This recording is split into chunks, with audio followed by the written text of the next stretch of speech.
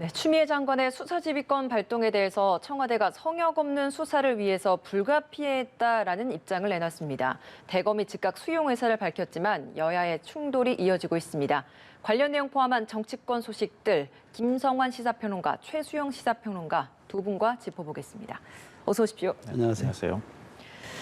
네, 추미애 장관 오늘 SNS에 이번 수사 지휘권 발동과 관련된 입장 표명을 한 내용이 있었습니다. 이 내용을 좀 먼저 다뤄보겠습니다. 대검이 국민을 기만했다. 그리고 중상모략이라고 화부터 내기 전에 알았든 몰랐든 지휘관으로서 윤석열 총장이 성찰과 사과를 먼저 말했어야 한다. 이런 이야기를 밝혔는데요. 추 장관의 이런 입장 표명 어떻게 좀 들으셨습니까? 그러니까 애초에 김부겸 전 회장이 폭로를 하고 난 다음에 그때 대검이 발표한 내용이 중상모략이었잖아요. 그러니까 물론 법무부가 그 사이에 먼저 입장을 발표하긴 했지만 그러니까 법무부 입장 표명 후에 그렇게 내용이 나온 거죠. 그러니까 윤석열 검찰총장이 관련된 보고를 받고서도 제대로 된 조치를 취하지 않았다 이렇게 이제 법무부에서는 판단했던 건데 대검에서는 이건 중상모략이다 이렇게 발끈하고 사실 나왔던 거죠. 예. 그러니까 그 부분을 이제 지칭해서 글을 쓴 것으로 보이는데요. 법무부 장관이 자꾸 이렇게 글을 저런 식으로 써서 하는 것은 저는 적절치는 못하다고 생각하고요. 예. 그러니까 법무부 장관으로서의 권한을 행사하는 것, 수사지휘권 행사하는 것에 대해서는 그건 뭐 논란의 소지도 있고 저는 뭐 개인적으로 수사지휘권에 대해서 그렇게 부정적으로 바라보고 있지는 않지만 그러니까 그 부분에 대한 자신의 개인 의견을 이렇게 SNS에 표출하는 것이 적절한가 이 부분에 대해서는 저는 좀 회의적인 생각 갖고 있고요. 예. 다만 이제 지금까지 라임하고 옵티머스 수사가 진행되는 과정에서 검찰의 수사가 뭔가 미진한 부분들이 있었다고 하는 것은 이제는 부정하기는 좀 어려울 것 같습니다. 당초에 야권에서 강기정 전 정무수석과 관련돼 있는 내용이 나왔을 때 그때 이제 권력형 게이트라고 주장하면서 라임 수사를 제대로 안 했던 거 아니냐 이렇게 얘기를 했지만 지금 또 상황이 역전된 거 아니겠습니까? 그러니까 여권이든 야권이든 다 지금 문제가 되는 상황이 와버렸기 때문에 결국은 그러면은 검찰 비리 문제가 걸렸기 때문에 그런 것이냐 이런 추측까지 지금 나갈 수밖에 없는 상황이 됐습니다. 그러니까 그런 측면에서 검찰 부패 문제와까지도 연결되어 있는 이 사안에 대해서 검찰총장이 직접 그동안의 수사지휘를 제대로 하지 못했다고 하는 비판에서는 자유로울 수 없기 때문에 수사지휘권 행사는 가능할 수 있겠다 이렇게 생각은 하지만 법무부 장관이 마치 사감이 들어간 것처럼 자꾸 뭔가 이렇게 표출한 감정적인 부분으로 받아들일 수 있을 만한 글을 표출하는 것은 저는 적절치 않다고 생각합니다. 예. 저는 사실 수사지휘권 발동도 시기적으로나 내용적으로나 좀 부적절했다고 그러니까 그리고 맞지 않았다고 저는 생각을 합니다. 그러니까 기본적으로 이 수사지휘권 발동이라는 것은 역대 장관들이 왜 하지 않았겠습니까? 그거는 부당하게 검찰의 독립성의 수사에 개입하는 그런 외풍을 막아주는 것을 해야 되는 사람이 오히려 그것을 더 자극하는 그걸 하기 때문에 이제까지 단 한 번밖에 시행되지 않은 걸 추 장관 들어선 두 번이나 지금 이렇게 하고 있는 거잖아요. 그렇다면 저는 그것 자체도 신중했어야 하는데 저는 그것도 사실은 신중하지 못했지만 더더군다나 이번에 또 저렇게 글을 SNS에 올렸습니다. 지난번에 또 뭐라 했습니까? 윤 총장이 지휘랍시고 내 지시를 반은 잘라먹었다 얘기하고 이번에는 지휘관으로서 먼저 성찰과 사과를 해야 된다 얘기하고 아니 검찰총장이 수사한 거 아니잖아요. 검찰총장은 분명히 보고를 받고 야당 정치인들 엄격하게 수사를 했고 그다음에 검사들의 그 이야기 거기 연루됐다는 이야기는 지검장이 보고를 한 바가 없다고 얘기를 한 사안이잖아요. 그렇다면은 지금 총장은 지휘권을 수용해서 지금 그거나마도 100번 양보한 상황에서 뭘 더 어떻게 하라는 얘기입니까? 저는 기본적으로 앞으로 이렇게 어떤 범죄에 연루된 피의자들이 의혹 제기, 그다음에 진술 하나 글에다가 자기 이름 하나 넣었다고 수사지휘권 박탈한다면 앞으로 유사 사례가 발생할 경우에는 총장들의 지휘권은 어떻게 되겠습니까? 저는 이건 식물총장 만드는 겁니다. 그러니까 더더군다나 신중했어야 할에도 불구하고 이렇게 했는데 이렇게까지 총장을 겁박하는 듯한 모습으로 비춰지는 것은 이 수사 결과가 나왔을 때 과연 많은 국민들이 동의하겠는가? 오히려 이거는 추미애 장관이 굉장히 압박을 한 수사 결과가 이렇게 나왔기 때문에 오히려 저는 신뢰하지 못하는 수사 결과로 국민들에게 받아들여질 수도 있기 때문에 이건 대단히 좀 아주 신중하지 못했다라는 제가 말씀드리고 싶습니다. 예, 알겠습니다. 추미애 장관 수사지휘권 행사 후에 오늘 SNS에 올린 관련된 입장 표명에 대해서 이야기를 나눴는데요. 내일 대검에 대한 국감이 예정돼 있지 않습니까? 이 자리에서 윤석열 총장이 출석을 하게 됩니다. 오늘 이렇게 윤석열 총장을 콕 집어서 다시 한번 대검을 콕 집어서 이런 입장 표명이 나온 만큼 내일 대검 국감에서 윤 총장 역시도 어떤 작심 발언이 나오겠습니까? 그래서 이걸 작심 발언이라고 하기에는 좀 그럴 것 같고요. 뭐 검찰총장으로서 작심 발언을 해서 만약에 어떤 파문이 일어난다거나 이렇게 예. 하면은 그렇게 또 썩 보기 좋은 모습은 아니지 않겠습니까? 근데 작심 발언이라기보다는 본인의 원칙이나 이런 것들을 좀 강조할 것으로 보이고요. 어떤 방식으로든 그 발언을 이제 언론이나 정치권에서 해석을 하려고 하지 않을까 싶어요. 예. 근데 그러면은 불가피하게 논란이 일어날 수밖에 없지 않겠습니까? 특히 수사지휘권과 관련해서 어떻게 생각하느냐 이런 질문을 던지면 바람직하지 않다 이렇게 한마디만 나온다 하더라도 그 발언의 파장이 좀 커질 수밖에 없는 상황이 아닐까 싶습니다. 예. 뭐 어찌됐든 어떤 발언을 할지 우리가 뭐 섣불리 예측하기는 좀 어려운데요. 최근에 이제 법무부하고 검찰하고 관계가 계속 뭔가 좋지 못했고 또 인사 문제에 있어서도 계속 충돌하는 모습들이 나타났었기 때문에 그런 부분들 하나하나가 다 논란이 될 소지가 있어 보입니다. 저는 내일 뭐 기본적으로 동일아마 논란이 될 발언들은 아마 나오지 않지 않을까 생각을 하는데 사실 윤 총장이 굉장히 그 메시지 관리를 잘하는 사람이에요. 그러니까 근데 뭐 사람이 충성하지 않는다. 난 예나 지금이나 뭐 정무적 사람은 못 된다. 이런 식의 아주 함축적인 메시지를 하는 분이기 때문에 내일 할 것 같아요. 최근에 발언을 맥락을 보면은 이 수사지휘권을 수용하면서 그랬잖아요. 반드시 피해자들의 피눈물을 닦아줘야 한다. 우리가 억울한 피눈물을 닦아줘야. 그다음에 비호세력은 꼭 찾아내서 처벌해야 한다. 이 두 가지는 방점이 찍혔다고 봐요. 수사지휘권을 수용하면서 이 두 가지를 검사들에게 당부했다는 거잖아요. 그런 맥락에서 내일 대검에서의 발언도 이 수위와 기조를 저는 유지할 걸로 보면서 예. 여기에 따른 본인의 어떤 이 수사에 대한 방향 이런 것들 지휘는 할 수 없지만 총장으로서의 방향 제시는 나올 가능성이 저도 있다. 이렇게 저는 전망하겠습니다. 알겠습니다. 청와대도 이 수사지휘권 관련된 입장을 밝히지 않았습니까? 그러니까 원론적인 입장이라기보다는 다소 좀 명확한 입장이 나온 것 같습니다. 조속한 의혹 해소와 성역 없는 수사를 위해서 불가피한 조치였다. 추미애 장관에게 좀 더 힘을 실어준 것 같은데 처음 수사지휘권 발동했을 때는 입장 표명이 없었는데 이번 이렇게 청와대 측에서 입장을 밝힌 건 어떤 이유라고 보십니까? 일단 이번 사건에 청와대가 먼저 휘말렸다고 해도 과언이 아니잖아요. 옵티머스 사건과 관련해서 청와대 행정관이 연루됐다고 하는 의혹이 제기가 됐고 또 전 정무수석이 또 연루됐다고 하는 의혹 제기가 예. 또 있었던 상황 아니겠습니까? 그래서 야권에서 권력형 게이트다. 청와대가 수사를 가로막는 거 아니냐 뭐 여러 가지 이제 추측이 나왔었는데 청와대가 먼저 선을 그었잖아요. 문재인 대통령이 직접 나서서 검찰 수사에 협조해라. 이렇게 입장을 밝혔다는 겁니다. 그러니까 그 입장을 밝히고 난 다음에 김봉현 전 회장이 뭐 여러 이제 의혹들, 옥중서신이 나오고 난 다음에 사건이 지금 커지는 이런 현상이 나오지 않았습니까? 예. 그러니까 청와대 입장에서 보면 이번 사건에 관해서 사건의 본질에 충실하고 검찰이 수사 철저하게 하라고 하는 게 청와대의 입장이었다. 그 입장에 따라서 수사지휘권을 행사하는 것은 그건 청와대가 개입할 문제가 아니었고 법무부 장관이 결정한 문제였다. 이렇게 지금 얘기를 하고 있는 거라고 보입니다. 그러니까 뭐 큰 틀 안에서 얘기하자면 예. 청와대가 여기에 중심에 들어가서 정치적 공방이나 이런 속에 들어가 있지 않겠다.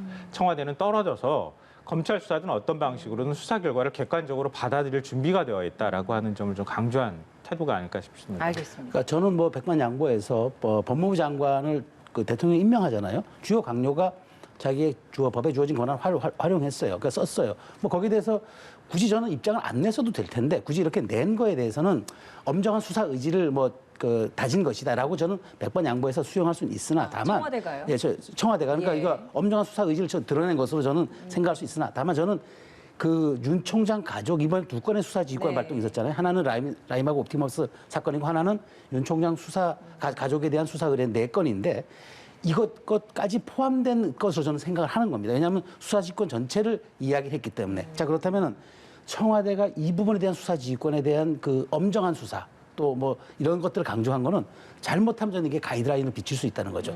우리가 이걸 다 용인할 수도 있다는 식으로 수사 당국이 듣는다면 이건 또 하나의 논란을 불러일으켰기 때문에 조금 저는 선별적으로 좀 얘기하는 게 옳지 않았을까. 아니면 얘기를 하지 않았는 게 맞았다. 그래서 괜히 저는 일종의 수사 가이드라인 제시로 또 다른 논란을 또 불러일으킨 측면이 있기 때문에 저는 조금 이번 청와대의 발표는 좀 수용하는 측면이 있으나 아쉬운 점도 상당히 많다는 말씀 드리겠습니다. 예, 알겠습니다. 이번 사태가 이렇게 커지고 나서 민주당은 공수처 설치를 해야 한다라는 데 계속 목소리를 강하게 내고 있습니다. 26일이 최후 통첩을 한 시한이었는데 국민의힘이 여기에 대해서 좀 새로운 방법으로 역제안을 하는 게 있습니다. 좋다, 공수처 하자. 대신에 법을 개정해서 하자라고 하면서 새롭게 이제 개정안을 국민의힘 자체적으로 좀 발의를 한 상황입니다. 수사 대상도 축소를 하고 기소권도 없애자라는 게 큰 핵심인 것 같은데 국민의힘이 내놓은 이 개정안에 대해서는 좀 어떻게 평가를 하십니까? 그러니까 국민의힘의 정확한 입장은 그거죠. 공수처도 하고 특검도 하자. 양쪽 다 하자. 이렇게 얘기를 하고 있는 건데요. 제가 볼 때는 시간 끌기에 가까운 얘기가 아닐까 싶어요. 그러니까 공수처를 지금 부패범죄로 이렇게 한정을 해버리려고 하는 것은 원래 공수처 설치하려고 했던 근본 취지에 맞지도 않을 뿐더러 또 그걸 민주당이 동의하기도 쉽지도 않을 겁니다. 그리고 기소권 문제 계속 그동안에 얘기가 되오긴 했어요. 그러니까 검찰이 기소 독점을 하고 있는 상황에서 공수처가 기소권을 가질 수 있도록 할 수 있을 것이냐 없을 것이냐. 이미 20대 국회 때 굉장히 많은 논란이 있었던 사안입니다. 그렇죠. 그렇게 해서 최소화하는 방향으로 법안에 담아놨던 건데 그걸 또 다시 건드리겠다고 하는 겁니다. 그러니까 이미 이전에 어느 정도 정리가 된 걸 다시 끄집어내가지고 다시 풀어놓자는 얘기가 되는 거예요. 그럼 이게 논쟁을 하자는 겁니까? 아니면 다시 정리하자는 겁니까? 그러니까 다시 짐 풀어가지고 전부 다시 정리하자는 얘기가 되는 거 아니겠어요? 그러니까 공수처장 후보 추천위원을 추천해야 한다고 압박을 계속 받고 있는 상황에서 어떤 방식으로든 다시 역제안을 통해서 공수처 설치를 하지 못하도록 하는 시간 끌기다. 네, 그런 이제 전략을 담고 있는 것이라고 저는 생각합니다. 그리고 저는 개인적으로 그렇게 생각하는데요. 이번에 이제 그 라임 옵티머스 사건 같은 이런 사건이 발생했을 때 바로 공수처가 필요한 거 아닙니까? 공수처 이럴 때 하라고 지금 만들려고 했던 거 아닙니까?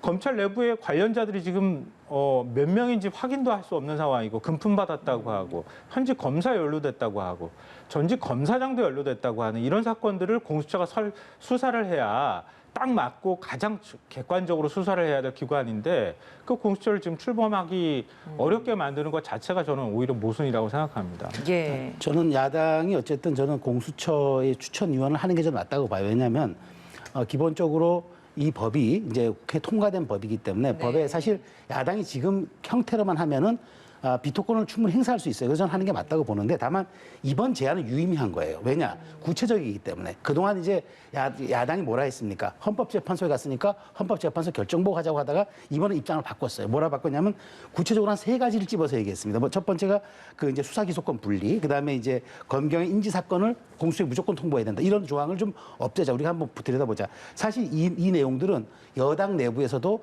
조금 독소 조항이 될 수 있으니까 들여다봐야 한다는 얘기가 있었던 겁니다. 왜냐?